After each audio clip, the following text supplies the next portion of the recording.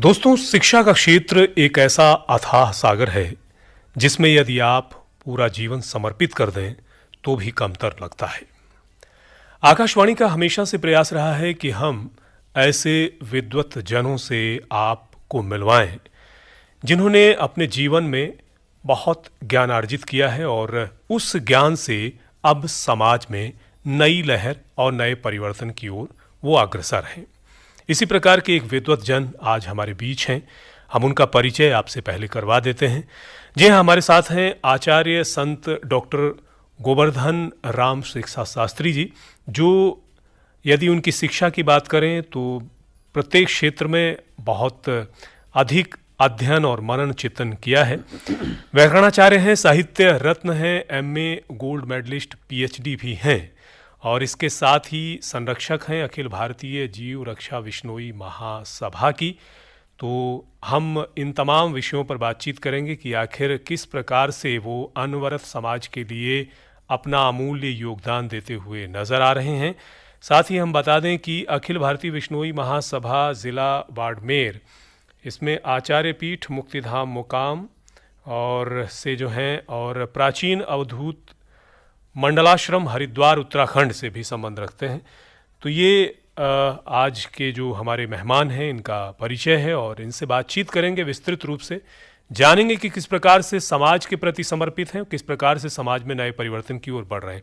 आचार्य संत doctor Govardhan Ram ji, आपका बहुत बहुत स्वागत है आकाशवाणी के स्टूडियो। धन्यवाद। सबसे पहले आपसे हम ये जानना चाहेंगे कि मौजूदा समय में किस प्रकार की सक्रियताएं हैं आपकी और किस प्रकार से आप समाज के लिए समर्पित हैं। इस समय समाज के अंदर जब मैंने भ्रमण करके देखा जी, जिस तरह से सदगुरुदेव भगवान जाम्बोजी ने एक समाज की परिकल्पना की थी जी, वो ऐसा एक सुसभ्य समाज, सुसंस्कृत समाज, जिससे अन्य लोगों को प्रेरणा मिले और अपने जीवन को वो संवार सके। जीवन का चाहे व्यवहार पक्ष हो चाहे अध्यात्म पक्ष हो, दोनों पक्षों को हम किस तरह से साध सकते हैं, किस तरह से कुशलता हासिल कर सकते हैं। सदगुरुदेव भगवान जाम्बोजी ने जिस समाज की स्थापना की, वर्तमान में उस समाज के अंदर कुछ शिथिलता मुझे नजर आई जी। विशेष करके युवा वर्ग, चाहे वो संगति की वजह से हो चाहे संस्कारों की कमी की वजह से हो, उनके जीवन में एक भटकाव मुझे नजर आया और उस भटकाव को देखने के बाद मन में थोड़ी खिन्नता आई। मन में एक भाव जागृत हुआ, क्यों ना एक प्रयास किया जाए, इनको सही दिशा प्रदान की जाए, जिससे ये अपने मार्ग को पहचान सके, अपने सिद्धांतों को समझ सकें। और सदगुरुदेव भगवान जाम्बोजी के द्वारा प्रदत्त 29 नियमों की आचार संहिता, जिसमें जीवन जीने की एक पद्धति दी है जी, और जिसमें परमपिता परमात्मा की सृष्टि, चाहे जड़ और चेतन हो, दोनों प्रकार की सृष्टि की कल्याण की कामना निहित की गई है। उन सिद्धांतों को उनके दिल और दिमाग में इस तरह से बैठाया जाए जिससे वो समझ सकें कि वास्तव में मानवता क्या है, एक इंसान होने के द्वारा नाते हमारा कर्तव्य क्या बनता है जी। किस तरह से व्यवहार के अंदर में जीवन जीना है, किस तरह से अध्यात्म के पक्ष को हमें साधना है। ये सब कुछ देखने के बाद मेरे मन में भाव जगा और एक हमने प्रयास प्रारंभ किया सत्संग के माध्यम से उनको प्रेरणा दें। और परमात्मा की कृपा से काफ़ी हद तक हमें सफलता भी मिली है जी। बहुत से युवा है जो दिग्भ्रमित हो गए थे, चाहे अनजाने में हुए चाहे संगति के प्रभाव से हुए, वो आज सही मार्ग पे आए हैं और एहसास कर रहे हैं कि वास्तव में हम लोग विचलित हो गए थे और हमें ये समय रहते एक मार्गदर्शन मिला जिसकी वजह से आज हम संभले हैं। जी, कथा का जिक्र हुआ, आप कथाएं करते हैं, तो उन कथाओं में जब जम्बू जी की कथा होती है, जम्बू कथा होती है, तो उसमें क्या युवाओं की भी भागीदारी होती है? क्या युवा होते हैं? भगवान, जब कथा की बात आई है तो मैं आपसे निवेदन ये करना चाहूँगा, हिंदू समाज में श्रीमद् भागवत महापुराण की कथा, रामचरितमानस की कथा, शिव पुराण की कथा, ये तो चलती रहती है। लेकिन मेरे मन में एक विचार ऐसा आया, सदगुरुदेव भगवान जाम्बोजी ने समस्त सदग्रंथ का दोहन करके सारभूत जो मक्खन की तरह जो चीज परोसी जी, उस चीज को समाज की युवा वर्ग को हम किस तरह से पहुंचा सकते हैं, किस तरह से उनके मार्ग में बैठा सकते हैं, ये भाव जब जागृत हुआ तो मैंने कथा का शीर्षक रखा विराट जामवाणी हरि कथा।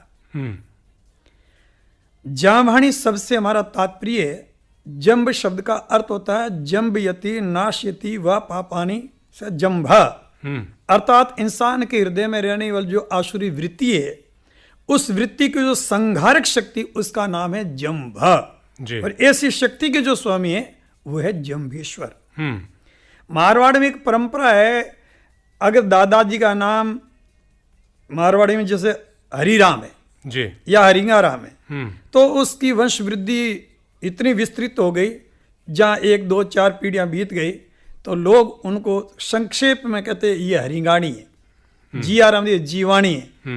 तो जामवाणी कहने से जाम्बूजी भगवान से संबंधित उनकी जो वाणी है, उनका जो सिद्धांत है, सभ्यता है, संस्कृति है, परंपरा है, रीति है, रिवाज है, इन सब का समावेश जामवाणी शब्द के अंतर्गत हो जाता है जी। हरि शब्द का अर्थ हरि हरंती पापानि दुष्ट चित्तैरपि स्मृता। हरि अर्थात वो शक्ति जिसको स्मरण करने मात्र से जीव के जीवन के जितने कलमश है उनको हर ले और जीवन को पवित्र पाक बना दे। ये जो शक्ति उसका नाम है हरि। और कथा शब्द का हमने तात्पर्य लिया, कथा ने इतिहास, इति आ आस अतः निश्चित रूप से घटित घटना का वृत्तांत। इस शीर्षक तले हम 7 दिन में ये समझाने की कोशिश करते हैं कि हमारा जीवन का चाहे व्यवहार पक्ष हो, हमारा जीवन का चाहे अध्यात्म पक्ष हो, हम किस तरह से इन दोनों को साध सकते हैं और जिससे एक आदर्श जीवन हमारा बन सके, ये हम प्रयास करते हैं। उसमें युवाओं का रुझान विशेष रूप से बिल्कुल 29 नियमों का भी जिक्र किया आपने, उसकी भी चर्चा हुई जी। हमारे तमाम जो श्रोता दूर दूर तक आपको सुन पा रहे हैं, उनमें एक जिज्ञासा जागृत ये होती है कि ये 29 नियम क्या हैं। तो प्रमुख रूप से जिसमें कुछ बिंदु हैं जिसे आप दर्शाना चाहें, बताना चाहें, ज़रूर बताएं। 29 नियम, जैसा कि मैंने निवेदन किया, 29 नियमों में जड़ और चेतन दोनों सृष्टि की कल्याण की कामना निहित की गई है जी। एक उदाहरण के तौर पे आप सामने मैं रख रहा हूं एक नियम, जीव दया पालने रूख लीलो ने घावे। जीव शब्द का जब प्रयोग करते हैं तो सूक्ष्माति सूक्ष्म से लेके विशाल काय से विशाल काय पर्यंत, अर्थात प्राणी मात्र का उसमें समावेश हो जाता है। यानी समस्त प्राणी मात्र के प्रति दया की भावना है। एक फॉर एग्जाम्पल उदाहरण के तौर पे आपको मैं निवेदन करना चाह रहा हूं। जैसे जामवाणी परंपरा में विष्णु समाज में बिन छाने जल का प्रयोग नहीं किया जाता। जल छानने की एक विशिष्ट प्रक्रिया है। जिस पट से, मोटे वस्त्र से जल छानते हैं, छानने के बाद उस वस्त्र को विष्णु समाज में निचोड़ते नहीं। निचोड़ते इसलिए नहीं है क्योंकि उसमें सूक्ष्माति सूक्ष्म जीव आए हैं जो आंखों से नजर नहीं आ रहे हैं जी। इसलिए वहां सदगुरुदेव भगवान जामवंती नियम बनाया जीवाणी जल की। जीवाणी का मतलब पात्र में, बाल्टी में अधिक पानी लेके उछलने को, नातने को उल्टा करके वस्त्र को डुबोएं ताकि सूक्ष्माति सूक्ष्म जीव सारे के सारे पानी में आ जाए। उस पानी को अधिक जल में छोड़ दिया जाए ताकि जलीय जीवों की हिंसा न हो जी। तो चाहे शारीरिक हिंसा हो, चाहे वाचिक हिंसा हो, चाहे मानसिक हिंसा हो, हर तरह से हम किस तरह से उन जीवों के प्रति दया की भावना रख करके उनको संरक्षित कर सकते हैं। वनस्पति जगत के अंदर किसी भी वृक्ष को काटना, आपको मैं निवेदन ये भी कर दूं, राजपूताने के अंदर, राजस्थान के अंदर जिस समय राजा और महाराजाओं का शासन काल था जी, उस समय की घटना खेजड़ी का जो इतिहास है वो मानव जगत का अद्वितीय एक ऐतिहासिक घटना है जी। जहां जोधपुर दरबार का किला बनने की तैयारी हो रही थी।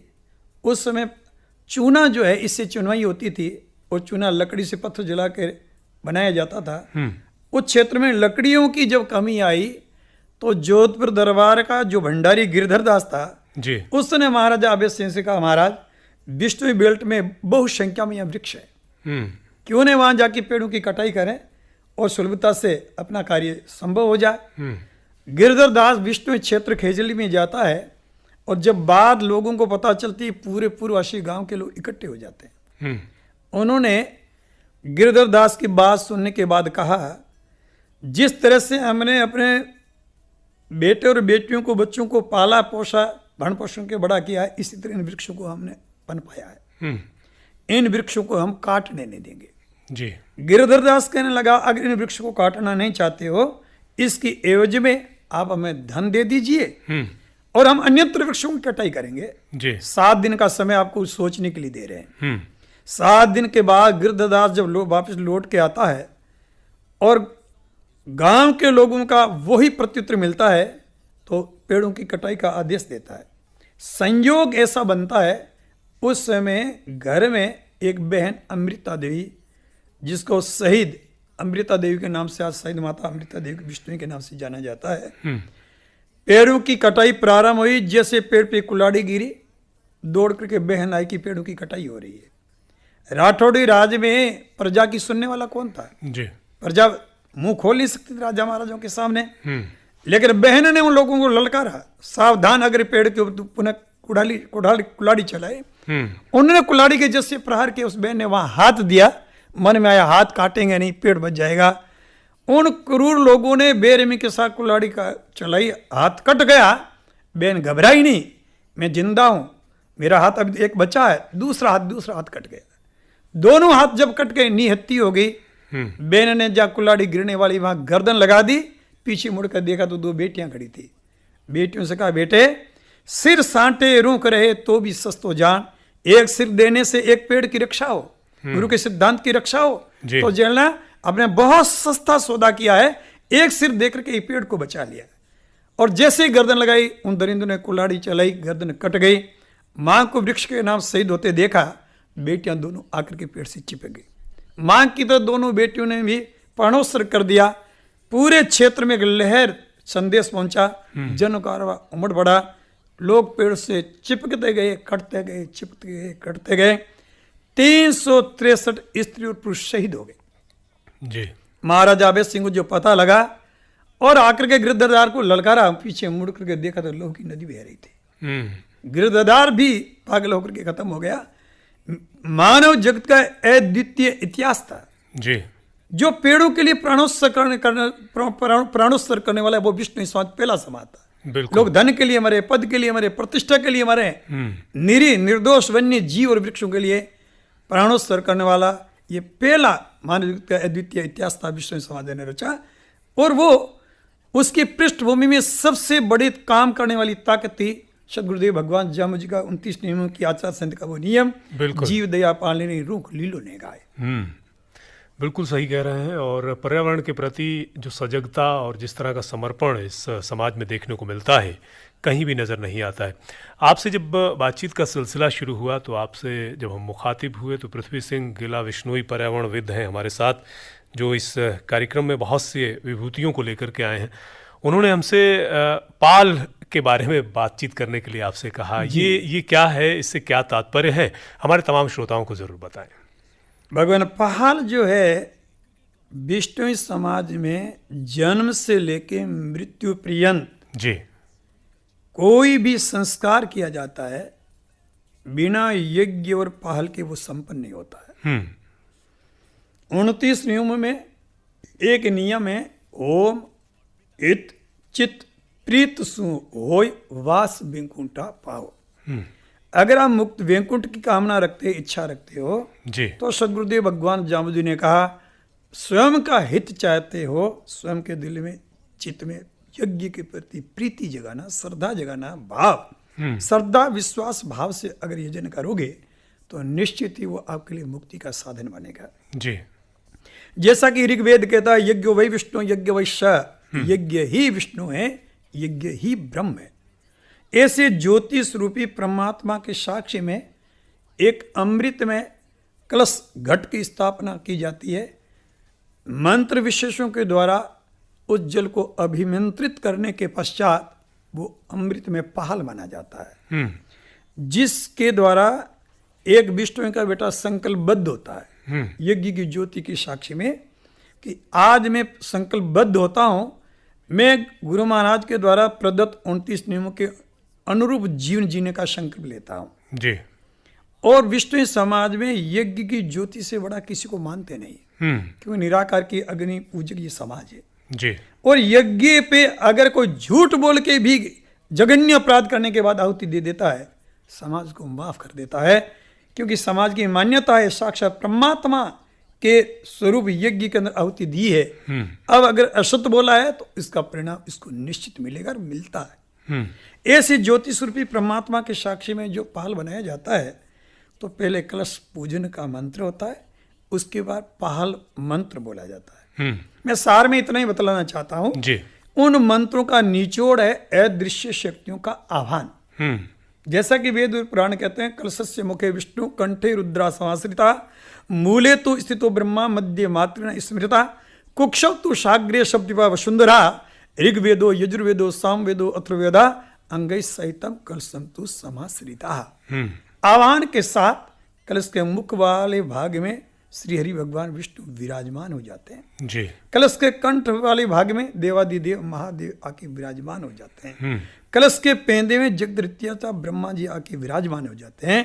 कलश के उदर के चारों ओर जीवन की रक्षण मात्री जो शक्तियां हैं वो आके उपस्थित हो जाती है। और कलश के उदर में 7 दीप वाली पृथ्वी के से सारे साग्र और 6 अंगों के साथ चारों वेद भगवान जी। इन अदृश्य शक्तियों का वो जो तेज है, जो प्रभाव है, उससे प्रभावित हुआ जो जल है वो अमृत तुल्य माना जाता है। मैं इन लोगों को कई बार एक उदाहरण देता हूं जो नास्तिक वृत्ति के लोग हैं जी।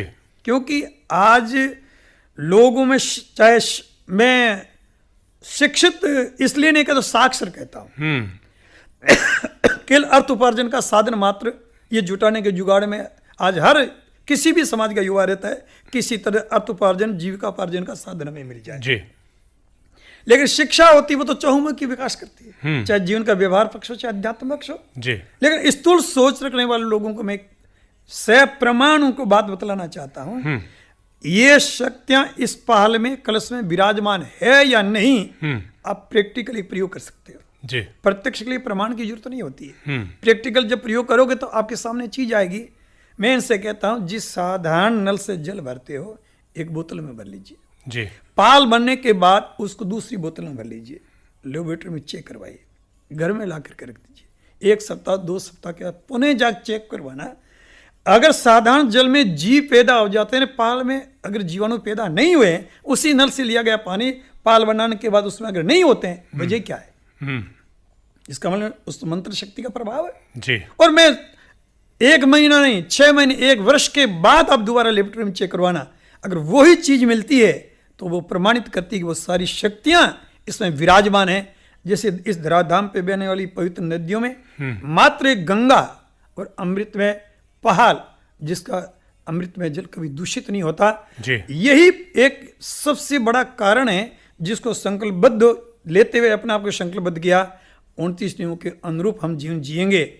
वो प्रहलाद पंथी कहलाए, वो विष्णु कहलाए, वो जामुजी बिल्कुल कहलाए।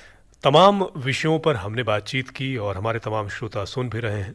News on AIR mobile app के माध्यम से पूरी दुनिया में आकाशवाणी हिसार के कार्यक्रम सुने भी जा रहे हैं।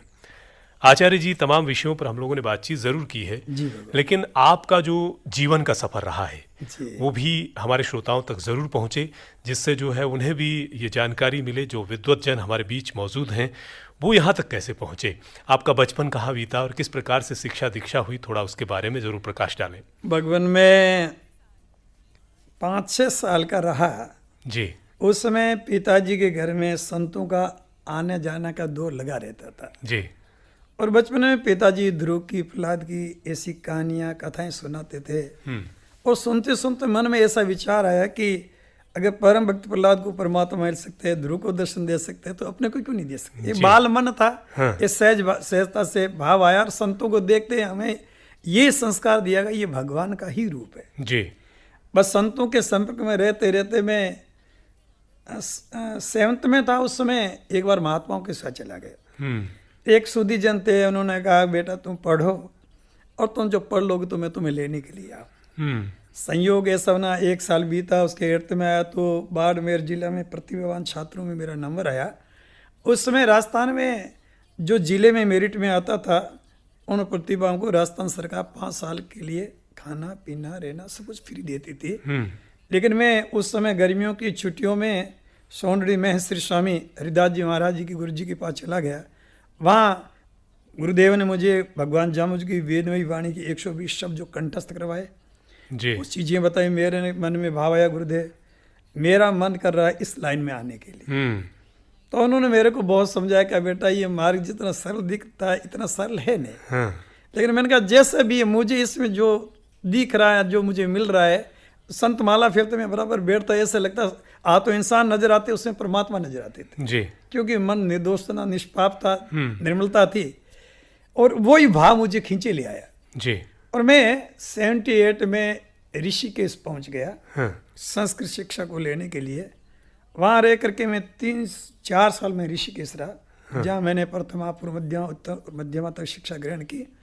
और 81 में मैं हरिद्वार आ गया। जी हरिद्वार आने के बाद मैंने वहाँ प्राचीन अवधूत मंडल आश्रम में रह के केंद्रीय एक संस्कृत का श्री भगवान दास संस्कृत आदर्श महाविद्यालय, उसमें मैंने एडमिशन लिया। वहाँ से मैंने शास्त्री की शिक्षा ग्रहण की। जी एक मेरे साथी थे, उनकी मेरी इच्छा तो नहीं थी, उनकी वजह से शिक्षा शास्त्री का टेस्ट दिया, उसमें नंबर आया। राष्ट्रीय संस्कृत संस्थान तिरुपति आंध्र प्रदेश से मैंने शिक्षा शास्त्री की। हाँ उसके बाद मैं वापस आया, मैंने इलाहाबाद से साहित्य रत्न किया, और उसके बाद काशी से मैंने आचार्य किया। लेकिन मन में गुरुजी की भावना थी कि बेटा ये शिक्षा अधूरी है, मेरे मन को संतुष्टि नहीं है। जी तो मैंने गुरुकुल कांगड़ी विश्वविद्यालय में एमए में एडमिशन लिया, और गुरुजी की इच्छा थी कि आप शोध कार्य करो। देखिए गुरुकुल कांगड़ी विश्वविद्यालय आचार्य के बेस पे नहीं करवा रही थी। उन्होंने कहा हमारे यहाँ से एमए करोगे तो हम यहाँ से आपको आपका टेस्ट होगा, उसका नंबर आया तो आप पीएचडी कर सकते हो, शोध कार्य कर सकते हो। वहाँ मैंने एडमिशन लिया, भगवान की कृपा रही, गुरुजनों की कृपा रही, यूनिवर्सिटी को मैंने टॉप किया। वहाँ से मुझे गोल्ड मेडल भी मिला। और वहाँ मैंने स्नोपशिप जब जमा की, मेरी भावना थी भगवान जामुज की वाणी और वेदों का तुलनात्मक अध्ययन इस विषय से मैं करूँ। हाँ पहले आरडीसी के अंदर मेरा सब्जेक्ट जो था, उन्होंने एक रिमार्क लगा के कहा ये हिस्ट्री से संबंधित, ऐसे करके रिजेक्ट कर दिया। वहाँ के जो उपकुलपति थे प्रोफेसर वेद प्रकाश जी, मैं उनसे लड़ पड़ा। जी मैंने कहा मुझे एक बात बताइए, मेरी जगह आपका बेटा होता तो आप उसके साथ कैसा व्यवहार करते? आपने किस आधार पे कह दिया कि भी ये हिस्ट्री से संबंधित है? कम से कम सुनिश्चित पढ़ते, सह प्रमाण चीज नहीं मिलती। का वो मेरे गुरुदेव थे, मैं कह नहीं पाया। फिर उस समय कुलपति डॉक्टर धर्मपाल जी थे। उन्होंने कहा साहब जी मेरे कहने से आप रुक जाइए, 6 महीने के बाद दोबारा बेटी उसका विशेष सब्जेक्ट सेलेक्ट हो जाएगा। तो भगवान की कृपा हुई, मेरा टॉपिक सेलेक्ट हुआ।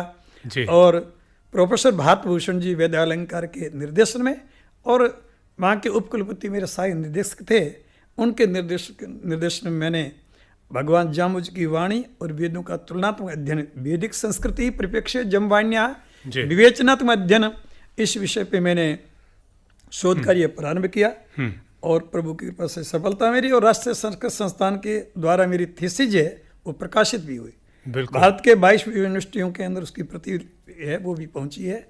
इस तरह से ये एक सफर चलता रहा, आज मैं आपके सामने हूं। बिल्कुल बिल्कुल। आचार्य जी, समाज में किस प्रकार का परिवर्तन आप देखना चाहते हैं? किस प्रकार का परिवर्तन जो आप अपने सपने में या ख्वाब में देखते हैं, वो जरूर बताएं। भगवान, मेरे मन में एक भावना इस तरह की बैठी, मेरे मन में केवल विश्व समाज ही नहीं, मेरे संपर्क में इतर समाज के लोग, हर समाज के लगभग आते रहते हैं। बिल्कुल। मेरे मन में एक ही ऐसा भाव रहता है, ऐसा एक समाज हो जिसका हर युवा अपने आचरण के द्वारा आदर्श स्थापित करे, सभ्यता, संस्कृति, सुसंस्कृत जीवन हो, सभ्य समाज का नागरिक कैसा हो जिसे आम जन प्रेरणा ले कि वास्तव में हमारा जीवन ऐसा हो। नौकरी मिले हमारा ध्येय नहीं होना चाहिए। बिल्कुल। हमारा ध्येय होना चाहिए मैं समाज का आदर्श नागरिक बन सकता हूं या नहीं बन सकता। एक आदर्श अगर नागरिक बन गए तो हम व्यक्तिगत जीवन को संवार सकते हैं, पारिवारिक जीवन को संवार सकते हैं, समाज को संवार सकते हैं। इस तरह का एक युवा हो, युवा समाज हो, युवा वर्ग हो, इस तरह की एक भावना रही जिसका जीवन निर्व्यसनी हो, निर्दोष जीवन हो और आदर्श जीवन हो, अपने व्यवहार के अंदर अपने से बड़ों का सम्मान करने वाला हो, माता पिता की आज्ञा में चलने वाला हो, और समाज के अंदर हर क्षेत्र में वो तन मन धन से समर्पित होकर दूसरों की सेवा में समर्पित जीवन वाला हो। इस तरह का एक भाव है उसके लिए मैं सतत प्रयास में हूँ। बिल्कुल। देखिए, आकाशवाणी के माध्यम से तमाम श्रोता आपको सुन पा रहे हैं और बड़ा ही सुंदर वातावरण जो है साफ तौर से चारों तरफ नज़र आ रहा है। तो ऐसे में आखिर में आचार्य जी, आप तमाम हमारे श्रोताओं को दूर दूर तक जो सुन रहे हैं आपको क्या संदेश देना चाहेंगे? मैं मेरे युवाओं से, श्रोताओं से यही आग्रह करना चाहता हूँ, जीवन में कभी भी किसी गलत व्यक्ति की संगति नहीं करना। जीवन में ऐसा कोई व्यसन मत अपनाना जिससे हमारा स्वास्थ्य है, हमारा तन है, वो खोखला हो जाए। हमारा जीवन निर्व्यसनी हो, निर्व्यसन रहे, निर्विषयी हो। जी। हमारे ऋषियों और महर्षियों ने हमें एक जीवन संवारने का बहुत एक सटीक, सुंदर और संक्षेप में एक सूत्र दिया। अगर मन, वचन, कर्म से हम निर्दोष रहना चाहते हैं, निष्पाप रहना चाहते हैं, व्यवहार में अपनी बराबर आयु की अगर कोई महिला मिले, उसको बहन की दृष्टि से देखें। अपने से बड़ी आयु की अगर मिले कोई भी महिला, उसको माँ की दृष्टि से देखें। जी। अपने से छोटी आयु की कोई बहन बेटी मिले, उस बेटी की दृष्टि से देखें। हमारे जीवन के 3 संबंध ऐसे हैं जो निर्विकार है, निर्दोष है, जिसमें मंगल ही मंगल है, अमंगल के लिए कहीं कोई स्थान नहीं। जी।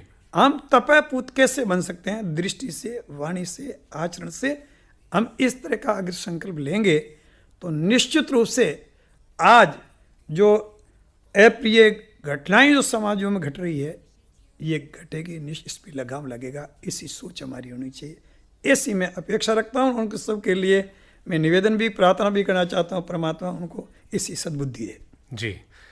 आचार्य जी, आप हमारे स्टूडियो में आए और ख़ास तौर से आकाशवाणी के इस प्रांगण में आकर के इस पूरे प्रांगण को आपने पवित्र किया और आपकी जो मुखारविंद से तमाम चीज़ें और तमाम अच्छे वचन जो निकले और वो हमारे दूर दूर तक तमाम श्रोताओं तक पहुँचे हैं।